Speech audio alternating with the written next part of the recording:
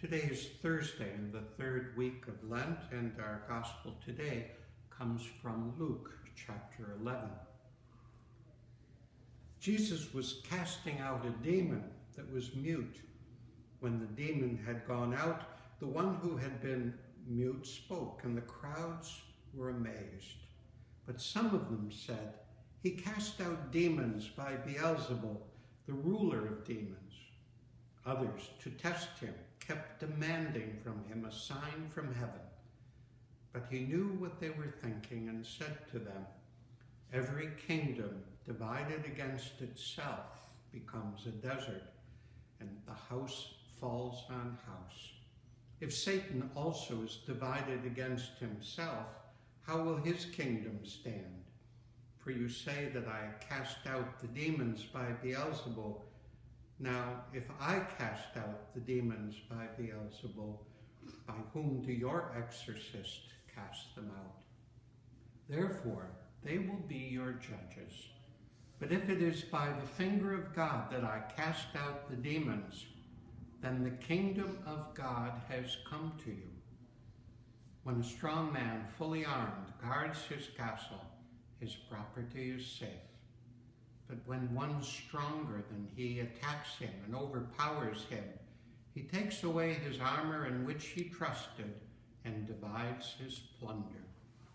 Whoever is not with me is against me, and whoever does not gather with me scatters." The Gospel of the Lord.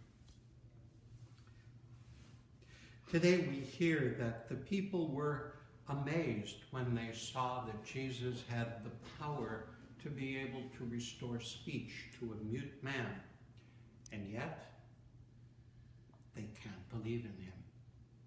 And why is that? Jesus' problem from the very first is that while he was able to show such great powers, he didn't fit into their paradigms. He wasn't the Messiah they expected. He wasn't saying the other things they anticipated he would say. He wasn't teaching the teachings they were waiting to hear. He wasn't acting in a way that a Messiah should act. We're not very much different. When we're asked to change our understanding of the world, we usually do everything we can to keep the paradigms that we have rather than try to change them. There was a book written not too long ago by a man named Thomas Kuhn called The Structure of Scientific Revolutions, in which he compared the physics of Copernicus, Galileo, Newton, and Einstein, and showed that everyone refused to be able to accept the evidence of a new revolution until it was absolutely impossible to hold on to their own previous views. It's the same with us.